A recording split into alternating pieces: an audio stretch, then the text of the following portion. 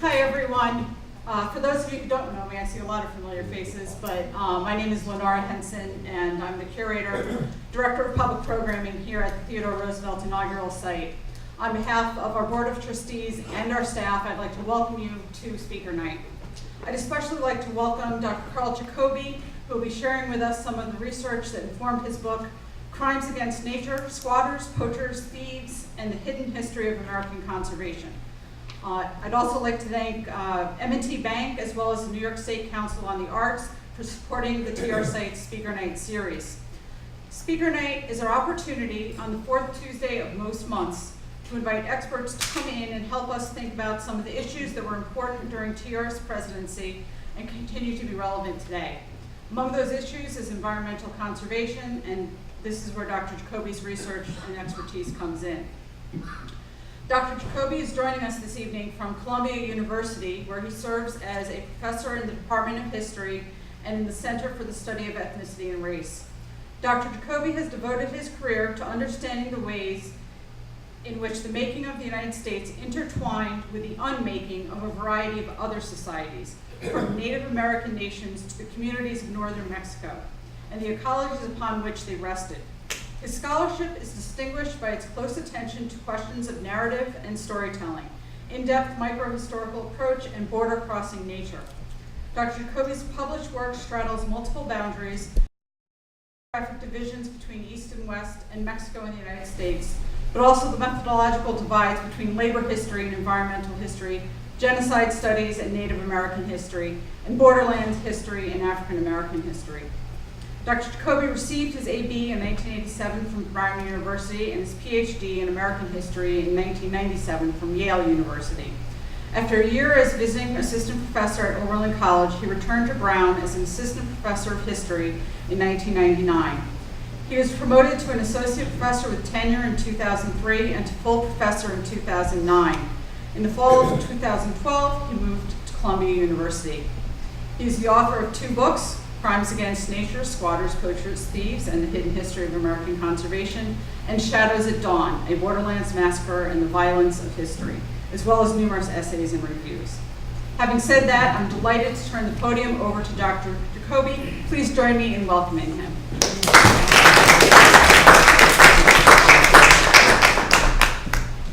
Thank you so much to Lenora for that very kind introduction. I'm really delighted to be here. I've never been to the Teddy Roosevelt inaugural site before, but I really enjoyed my visit, not least because Teddy Roosevelt is, I think, one of our most fascinating presidents. One of my favorite spots is his house on Oyster Bay, which I just think is such a spectacular site.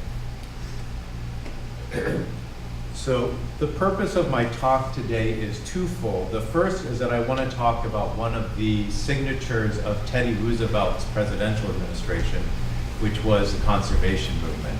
And indeed, when you see images of Teddy from this time period, it's almost impossible not to see them embedded in narratives about the conservation movement. So here he is, of course, in Yosemite with John Muir. And here are several political cartoons from the time period. So you see this one is sort of alluding to the conservation movement, the idea that he's protecting natural resources and preserving them carefully. Another one here where he's kind of helping Uncle Sam get a fuller growth of forest back. And here Teddy Roosevelt is kind of the resolute policeman, which I think touches on a lot of the law enforcement aspects behind conservation. The second thing I want to do as well, in talking about conservation, is hopefully familiarize you a little bit with one of my academic specialties, which is environmental history. This is a fairly new discipline which tries to situate human history in nature, tries to make the argument that not only humans make history, but that history is also made by plants, by animals, and diseases. It's made by humans and nature together. Now that may sound simple, but actually it gets quite complicated because I think it begins to help us to think about what do we really mean by nature in the first place. As you'll see, it's actually one of the most complicated words in the English language. And so when we think that we're protecting nature, preserving nature, we often have to ask ourselves, well, what do we mean by nature in the first place? This may sound very abstract right now, but bear with me because I think it will hopefully get clearer as I talk some more. Now, the way I wanted to begin the talk was with a particular image. Oh, here's Teddy Roosevelt looking quite like the frontiersman.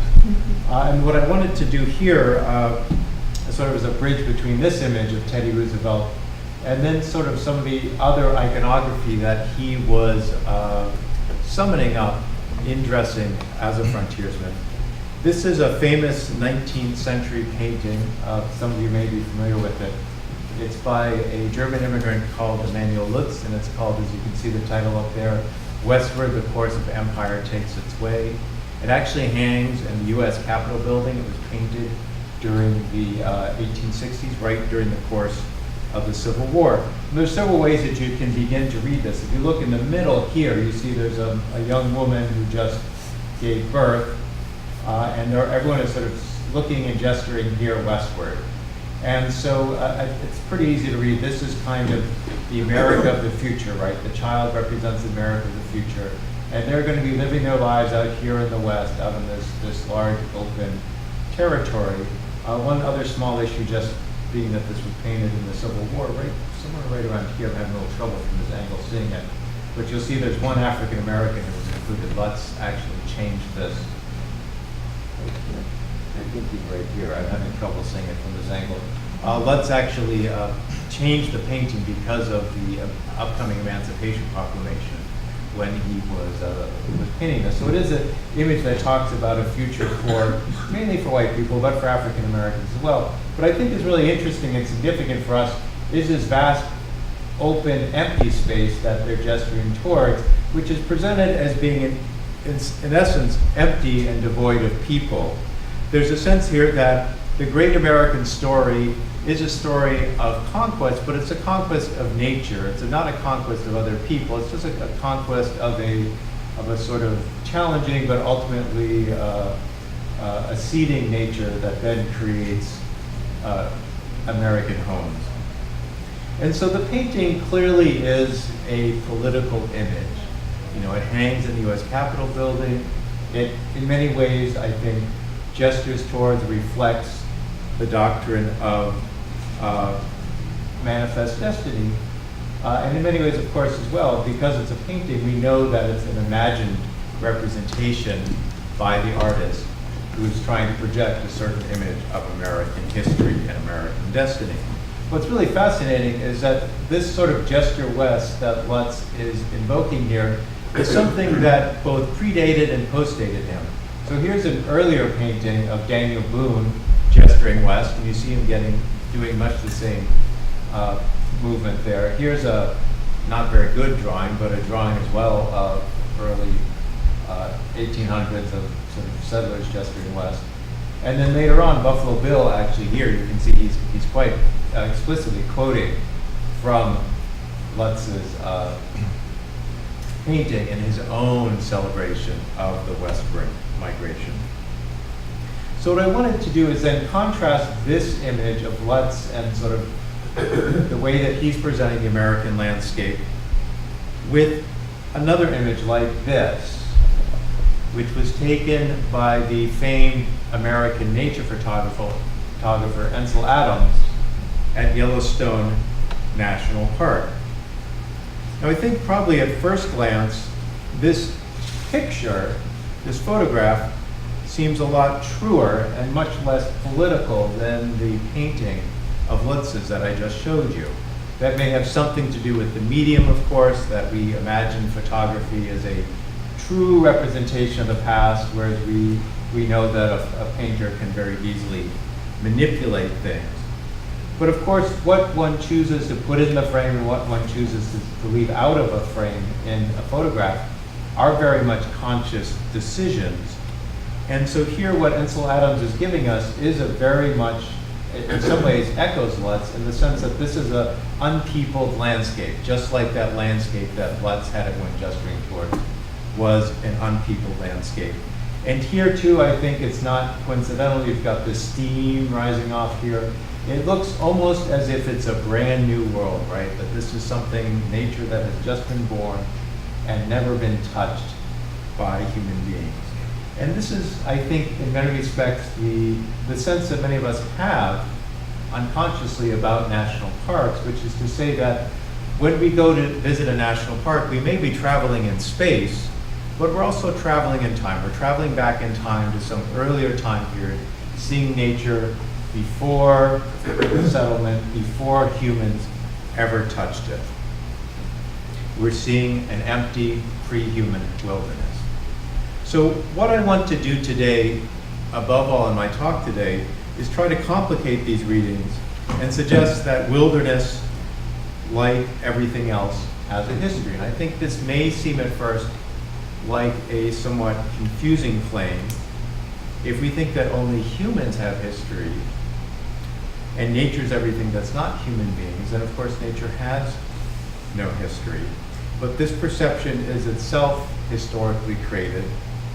And in fact, this idea of nature as a sort of idealized world apart is something that's fairly recent. It flows out of the Romantic movement of the 19th century. The Romantic movement was a response to the ascendancy of science and empiricism in the 19th century, the so-called scientific revolution.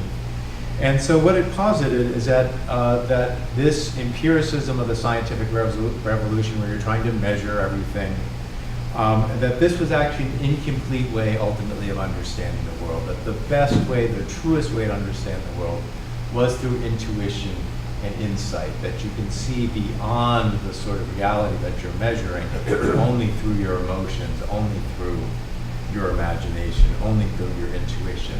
And that in many respects, this is what allows you to get in touch with the sort of spiritual aspects of nature. And it's often in a wilderness setting like this where one feels closest to nature, to God, to the divine. And I think this is still a very powerful way for most Americans of understanding the world. I think that most of us today are, at the very least, neo-romantics in the sense that it's very seductive to think this way about nature, even if we're able to recognize some of the more problematic features of it. But that's a sort of cultural history of wilderness. And what I want to do today actually is a little bit different and give you what I might call a social environmental history of wilderness, which is to say, to talk about why was it that there was this empty landscape in the first place that Ansel Adams could take this famous photography of. And so to do that, what I need to do is tell you the story of Yellowstone National Park, which was the nation's and indeed the world's first national park. Just out of curiosity, how many people here have been to Yellowstone? Yes, good. So, and this is drawn from, I guess I should say, Lenore already mentioned all this, but this is drawn from research that I did for my first book. I'll tell you that sort of, should I say, unashamedly. So the interesting history about Yellowstone National Park, Yellowstone is located up here in this sort of far northwest corner of Wyoming, oozing over a little bit into parts of Montana. It's created in 1872. It's the first national park in the United States, created in 1872. So the date is very important. It's created right after the Civil War, of course. And in many respects, you can think about this as part of a process of trying to find safe national symbols for a country that has just been through a very bloody and divisive civil war. And so what better place to sort of think about the meaning of America rather than situating something in the north or in the east, which would have partisan reverberations, to actually situate it out in the west, which is, as we saw with Lutz, is seen as the land of the future, where the American future lies. It's a really quite spectacular place in the sense that it's quite unique. It's a very thin spot in the Earth's crust, which means that there are all sorts of geysers there and hot spots. The most famous, of course, would be Old Faithful. That's just one of many geysers there. And coincidentally enough, although they didn't actually realize this when they created the park, it had one of the last herds of buffalo in the park, one of the last wild herds of buffalo, and had one of the largest herds of wild elk in North America as well. It has grizzly habitat. So it has pretty much everything you'd want in a national park. It has spectacular landscape, and it has all sorts of large, charismatic fauna. And very early on becomes a very popular tourist destination. Now, in describing and trying to lure tourists to Yellowstone National Park, many of the park's first backers described Yellowstone as a wilderness with places, as I put it, untrodden by human footsteps. And they mentioned that many of the Indians who lived in the area never came into Yellowstone Park because they were afraid, supposedly, the evil spirits that lived in the geysers. Now, that all sounds good, but if you actually look at the historical record, as I've done, you can see that actually this trying to write native peoples out of the landscape of Yellowstone was actually an act of considerable willful erasure. That early surveyors who went in to survey the park actually had abundant evidence that native people were in the park and used the park. This is an early photo taken by one of the first surveying crews there. They obviously encountered native people. There's other resources in the park that were used a lot by native people. There's a lot of volcanicism in the park because of it's sort of the hot spot on the Earth's crust. And so there's very large obsidian cliffs, which is what these are here. Obsidian is probably a lot of you know is it's a very sharp, like it's a rock that's very sharp like glass, and it's used by a lot of native peoples to make tools, to make weapons.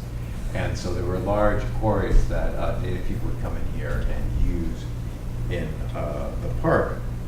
There was also, and this was also obvious to the surveying group, is that they followed several trails into what became the park, and these were old Indian trails. The most famous of them was a trail that was known as the Bannock Trail after one of the main native groups that used it. This led basically from west to east across the Continental Divide onto the Great Plains, and this was used by a lot of native peoples in the far west who would, once they got the horse and could become more mobile, would go to the Great Plains and hunt buffalo every year. So it was in essence kind of one of the super highways of the 19th century that cuts right across the park. They also, the early surveyors also noted that there were lots of what were known as driveways on the park. These would be basically brush fences, which would be used to funnel game animals, elk or mountain sheep particularly, to places where they could be killed easily by Indian hunters. And they could also find ruins, and they still find them today sometimes in Yellowstone, ruins of native shelters, like wickiups, like these.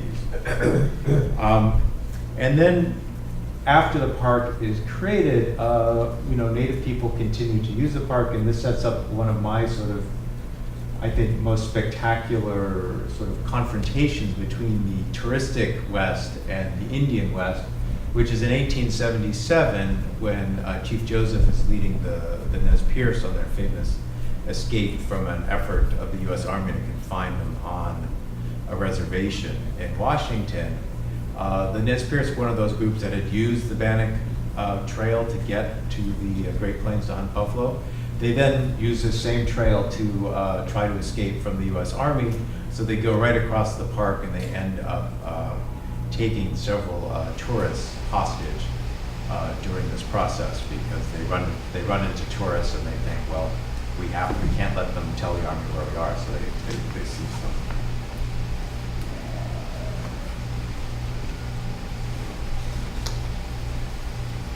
Now, so on one level, of course, then early white visitors to the park area are finding all sorts of evidence of native peoples, but mentally, the way that they were able to excise Indian peoples from the park landscape was justified by seeing Indians as nomadic, that none of the groups that were close by, be it the Crow or the Blackfoot to the north, or the Bannock or the Shoshone to the west and the south, none of them were agricultural peoples.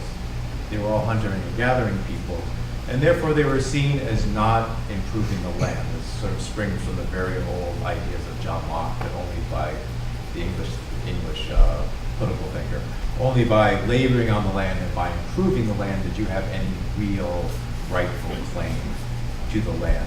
Now, Native people in many respects did actually shape the land. A lot of them, as we've seen, they had these driveways where they're trying to drive game animals in certain directions, and there were often as well set fires that would be used to clear spaces that would encourage the growth of plants and grasses that would then lead to more game animals.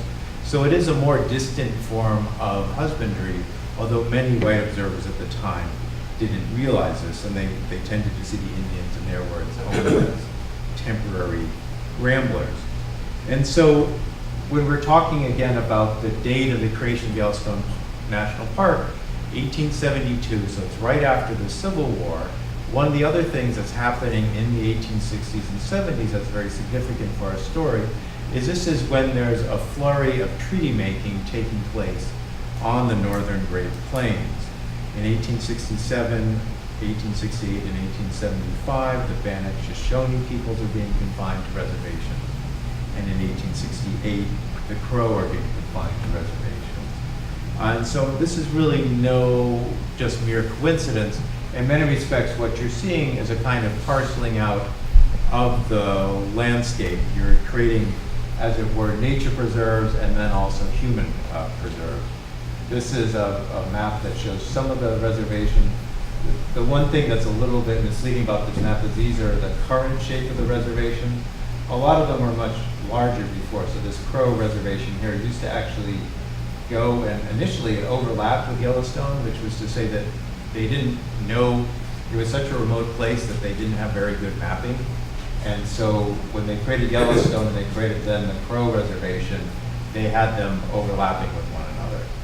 But guess who had to give up the land in that particular struggle? The Crow did. But for nomadic people, this may seem like a distance, but that's really not very far for them to go in the area around Yellowstone National Park. One of the things here as well is that this may seem like, okay, this has been tidily resolved here in the 1860s and 70s, but Indian peoples did not immediately vanish from Yellowstone National Park according to plan. Ironically, in fact, the new reservation system set the stage for continued forays into the park. One of the reasons is simply that now it's establishing bases for Indian peoples that are really all relatively close to the park. Furthermore, you have to consider that in many of these reservations, they were supposed to be distributing rations to Indian peoples to keep them fed, but in many cases they weren't distributing sufficient rations. The early reservations are infamous for mismanagement, and so the Indians really needed to support themselves, and so they had to continue hunting. And then the last thing is that many of the treaties that the native people signed, which confined them to reservations, also gave them the right to hunt on open public lands. Now, for a lot of native peoples, Yellowstone looked like open public lands, and so as they thought they were following their treaty obligations when they went off the reservation and hunted in Yellowstone National Park, which they continued to do in the 1870s and 80s. The ultimate exclusion of native peoples from Yellowstone National Park was not solidified until the 1890s, which is to say more than 2 decades after Yellowstone was created, and it hinged on 2 features. The first of these was the creation of an enforcement force. The real problem, one of the great problems is when Congress first created the national parks, they didn't create the Park Service. So for a long time, the question was, who is going to manage the national parks? And they toyed with various solutions. In the 1890s, the solution that they come up with is the U.S. Army. So they literally sort of the standard, what almost movie trope, right? You send in the cavalry to the rescue. And here they send in the cavalry. It actually is the cavalry. It's the 7th Cavalry, I think. It's George Armstrong Custer's old unit from actually Fort Custer, Montana, who go in to restore order to the park. This is only supposed to be a temporary move, but they end up staying at the park for 32 years. And Yellowstone is renamed by the Army Fort Yellowstone. So you see here, this is more soldiers drilling with you know that's one of the famous big parks there. I'm sorry, one of the big famous hotels. And there's serious talk in the turn of the century, so, you know, right around the time when Teddy Roosevelt's president, talk about turning all of U.S. conservation over to the Army, that this should be one of the duties of the U.S. Army. In 1890, the Army takes over Sequoia, Yosemite, and General Grant parks. And John Muir, who you saw in one of those early pictures standing there with Teddy Roosevelt, is a huge fan of this. He writes, "Uncle Sam's soldiers are the most effective forest police." And as a result of this turning over a bunch of conservation to the Army, a lot of military techniques get to be incorporated into early conservation. So one of the things that they do at Yellowstone, for instance, is they set up a series of sort of almost like guardhouses and then patrols that go out and try to patrol the park. All of this is direct sort of follow through from previous Indian warfare. And then some of the units that are stationed at Yellowstone end up being dispatched later against Indian peoples, or some of them are later sent to the Philippines. And a lot of these innovations by the military then get incorporated into the National Park Service. So the National Park Service is finally created in 1916, and when it's created, they actually discharge several, I think like 20 soldiers from the Army at Yellowstone, and they immediately then swear them up as park rangers in the park. So not only are they sort of copying some of the policies, they're actually using some of the same people. And then, of course, the sort of classic Smokey the Bear outfit. Of course, unfortunately, this picture, these guys aren't wearing their hats. But all of that is basically the standard park ranger uniform is basically a version of what was basically what the U.S. Army was wearing in the early 1910s. It looks a lot like a doughboy uniform, right? Because they just copied the most available uniform when they're doing this. And so there's this kind of paramilitary aspect to the early Park Service that I think should give us at least a little pause, because there's a danger, I think, in thinking about the local populations that the park rangers have to interact with as, you know, enemy combatants in the way that the Army is often trained to think about others. So one change then is the Army. The second change would be legal changes that end up limiting Indians' off-reservation hunting rights. And this is tied to a controversial court case brought in the 1890s by a Bannock Indian named Racehorse. It's set near Yellowstone National Park, but it ends up having national implications. Now, Racehorse, like I said, he was a Bannock Indian. The Bannock had signed the Treaty of Fort Bridger in 1868. And this treaty granted the Bannock, quote, the right to hunt on the unoccupied lands of the United States, so long as game may be found thereon, and so long as the Bannock and the United States were at peace. The Bannocks had been hunting in Jackson Hole before it was sort of taken over by movie stars. This was a big Bannock Indian hunting area, because it was a very rich, if anyone's been there, that's a big wintering ground for elk. It was a very good elk hunting ground. But as a number of white settlers in the area begin to expand, they come into conflict with the Bannock. In 1895, there's actually a shootout where a sort of self-declared posse of white settlers shoot at and I think kill several Bannock and then arrest the rest of them for hunting illegally. After this, yes, 2 Bannocks are killed. After this, Wyoming passes a law saying that the Bannocks can't hunt off the reservation.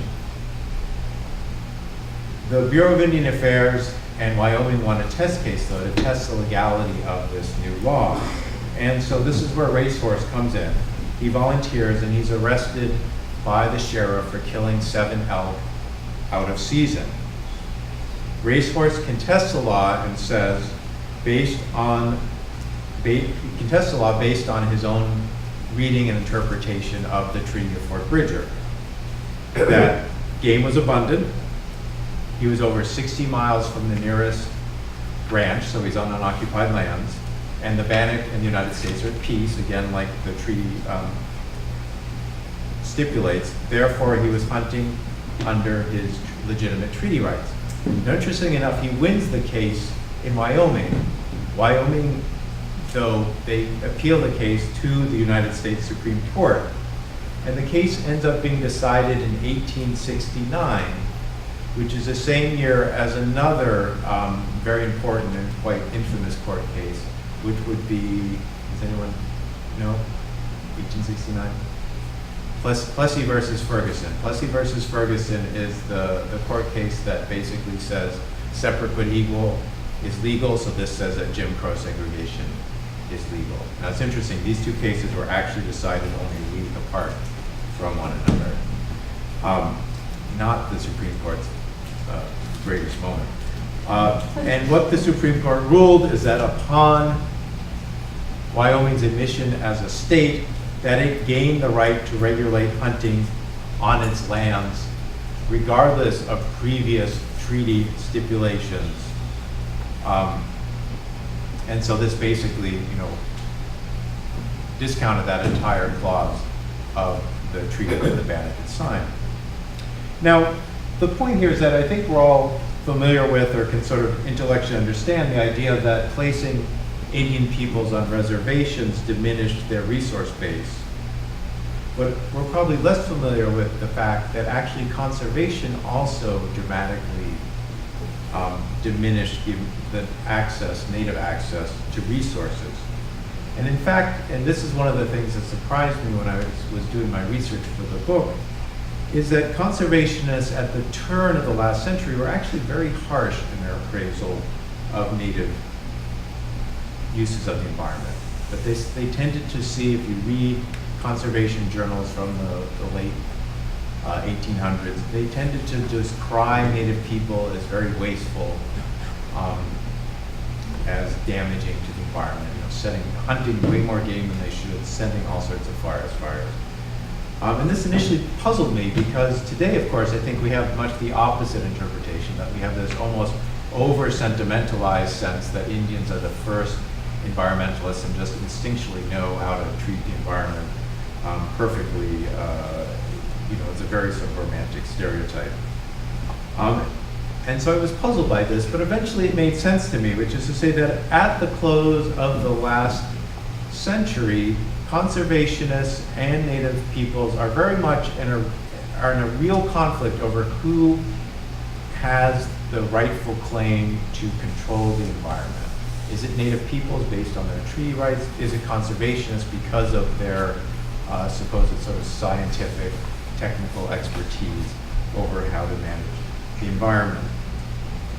Only once this battle's been won, and once conservationists have won it, and that Indian peoples, their control over the environment has been radically reduced, can Americans then later romanticize and sentimentalize native uses of the environment. And then you get things like this that I wrote with as a kid, the famous crying Indians ad of ionized Cody from the 1960s and 70s.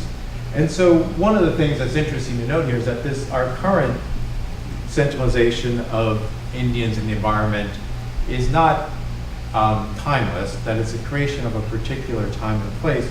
And in fact, ironically, to rise at a moment only when native peoples are disempowered and don't really represent any sort of real threat to exercise control over the environment. So let me leave you here with a couple final thoughts, and then I'll be happy to take your questions. The first is that in the popular mind, what parks do is they preserve wilderness in an untouched condition. Yet in reality, what they do, they don't preserve wilderness, they actually make this wilderness, they invent this wilderness, as it were. Think about some of the first actions of the Army and then later the Park Service when they're managing Yellowstone National Park. When the Army comes in, one of the very first things that it does is it goes to suppress forest fires, which were either in Yellowstone, were either set often by native people or sometimes by lightning as well. they see forest fires as destructive. It's burning trees, therefore it's not bad, it's not good, it's not natural. Yet actually, we've later discovered that fires are quite an integral part of the life cycle of the forest in Yellowstone National Park. The dominant tree in Yellowstone National Park is a tree called the lodgepole pine. It's called the lodgepole because it's very nice and straight. A lot of native people use it to make their lodges. It has these pine cones that are very tight, and the only way that they'll open up and the seeds will disperse is when they're exposed to heat. And so, the pines themselves burn very readily. And so they're basically a fire-dependent species, which is to say that they need periodic fires to come through to have them open up their cones. They'll disperse their seeds. It's a great time actually right after fire for your seeds to come out because there's lots of fresh nutrients in the soil and the young saplings can grow up really fresh and strong. And so fire may damage the trees, but it actually is what preserves the forest for the long term. By suppressing these forest fires, what happened instead is that the Army and then later the Park Service set the ground for incredibly devastating forest fires, because eventually at some point the forest is going to burn, and it's going to burn in really sort of spectacular, massive ways that are much more threatening than the low-level burns that would have happened previous to this. One of the other signature things that was actually done by the Park Service is the killing of predators in the park. That they're concerned about the charismatic megafauna that I talked to you before, the elk and the buffalo. And so it's actually ironically the Park Service that kills off the wolves in the park and tries to kill off the coyotes in the park. Once these predators have been removed, and the other predator, of course, would have been the human predator of American Indians. Once all these have been removed, the elk population in Yellowstone has soared to sort of many times what it was historically in the past. And this has really profound implications for Yellowstone, most particularly because elk tend to compete with beavers for the same kind of foods. And if you have a lot of elk, they'll outcompete beaver. And if you outcompete beaver with their dams create marshes and wetlands, which are very ecologically rich zones. So in essence, by having a large elk population, you're reducing the ecological diversity of Yellowstone. Now, the easiest way to get this, a sense of these changes is through something that historical ecologists call basically rephotography, which is what it sounds like. They'll go and they'll take a picture they'll find the oldest picture they can of a particular spot in Yellowstone, and then they'll take pictures of the same spot and see the changes. So here, this is a wetland. You can see right here, this is a beaver dam, right? So here's the wetland. And now look, same spot. But the wetlands completely vanished, right? And now you've just got a big grassy spot, and the forest has grown up much more in part because of suppression of fire and everything else. Here's another example, another wetland, which again has been sort of turned into sage. And here you see, this one, you have to look at the mountains to kind of get oriented. And you can see how much the forest has grown up, right? So it's not as though the so-called management of Yellowstone is keeping it unchanged, right? That actually these decisions about predators and fire can actually have very profound ecological consequences that generally have not been to the benefit of Yellowstone National Park. And so this is really one of the points that I'm trying to get across, that if we think back to the Emanuel Lutz painting, which has the sort of the gesturing towards that empty landscape in the West, that there's actually a considerable amount of work that had to be done by the Army and the Park Service to create that empty landscape, that it wasn't a pre-existing thing that was just there and then gets preserved, that actually they had to consciously try to remove native peoples from the landscape to create this.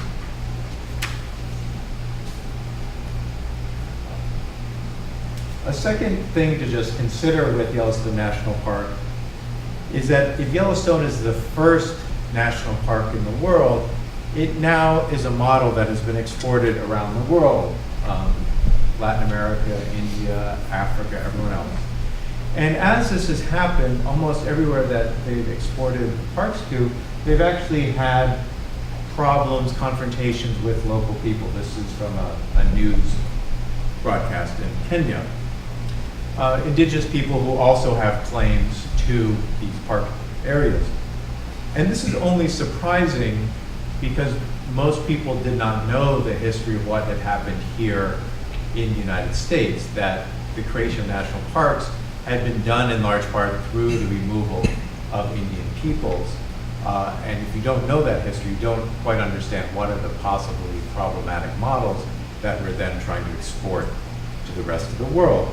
And I'd say that this is one of the great problems that environmentalism is still wrestling with, which is how to recognize the rights of indigenous people to nature. How can we be both attentive to environmental quality, but also to indigenous rights? And here, I think just an interesting object lesson would be that in recent years, the Park Service has famously reintroduced wolves to Yellowstone National Park, and they've actually been sort of wonderful for the environment. They've actually helped beaver come back and restore the wetlands and prevent the overgrazing by elk that was taking place before. But we've yet to have any sort of serious discussion about reintroducing the other major predator that's absent from Yellowstone National Park, which would be Indian peoples. And then third and finally here is that the history of the parks gives us a vantage point from which to revisit the classic definition of conservation put forth by Gifford Pinchot at the turn of the last century. And I don't know, Leno, I don't think there's a picture of Gifford Pinchot here. No, I don't. No, there isn't. But Gifford, for those of you who don't know who he is, Gifford Pinchot was, in essence, Teddy Roosevelt's almost right-hand man during his administration. He was the founder of the Yale Forestry School, and he led the Forest Service under Teddy Roosevelt. And here's a picture of the two of them together. It's a little hard to see here because Teddy Roosevelt has his top hat on, but you know, Teddy is kind of a little short and stout, and Gifford Pinchot was very long and lean, and political attorneys at the time really had fun with the kind of Mutt and Jeff comparison between the two of them, but they were very close collaborators, particularly on the expansion of the National Forest Service, which was done under Teddy Roosevelt. Now, Pinchot, he coined the term conservation, and he came up with the first definition of conservation, which is right up there. The greatest good to the greatest number of people for the longest time. Now, in the face of this seems like the utmost reasonable assertion, the sort of extremely logical claim. I think it's very hard to come up with a counter statement that would make more sense. The purpose of conservation is the least good for the least. I mean, what would you do? I mean, it would seem to be sort of commonsensical. But if we think about it a little more, we can notice some possible complications with it, which is to say that in stressing the good of the majority, Pinchot really leaves unanswered this question of minority rights. In fact, you could even say he potentially, at least, opens the door to minority oppression in the sense that it might make perfect sense, according to his definition, to ask a certain smaller group to make a very significant sacrifice if it was going to be for the good of a much larger group of people.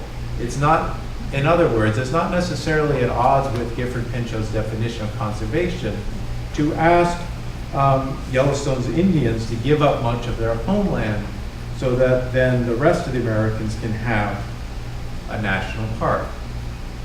And so conservation sounds good, but we should always ask ourselves, for whom are we conserving nature, and from whom are we conserving nature?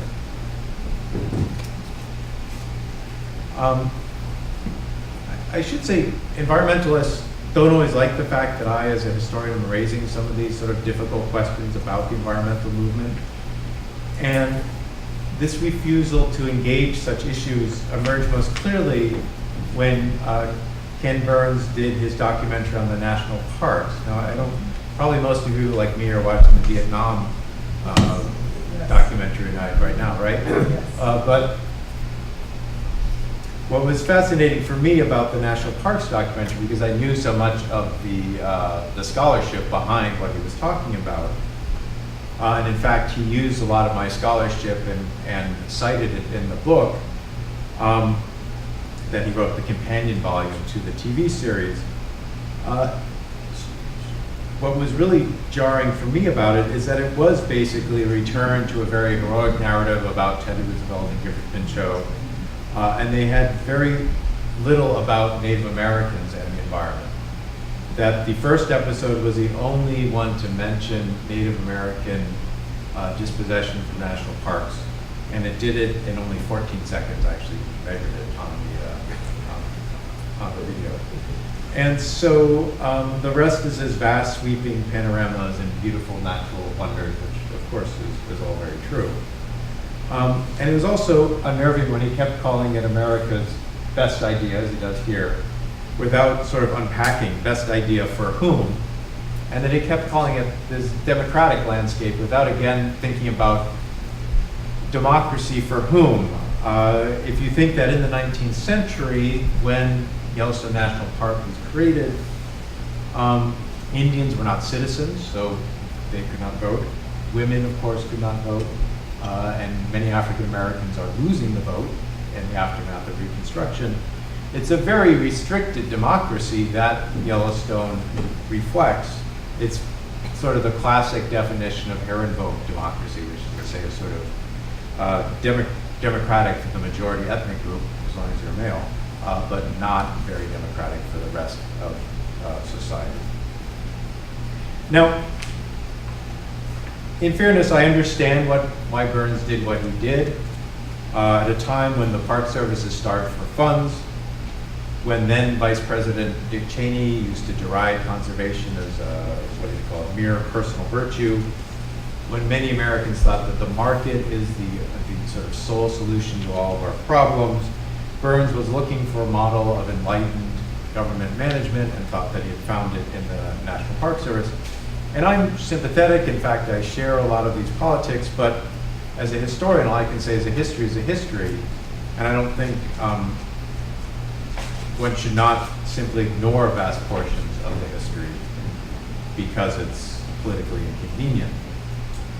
But the final lesson here is that we still face the environmental dilemmas that Americans grappled with in the 19th century, that our current ability to consume natural resources and to pollute the environment far outstrips the capacity of the planet to sustain such use.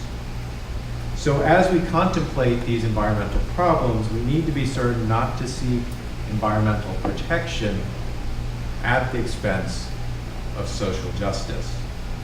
It's not only not fair to ask certain groups to make enormous sacrifices for the rest of us, but it's ultimately not sustainable because it alienates people from the environmental movement, often the people who we most need to enlist and have support the environmental movement.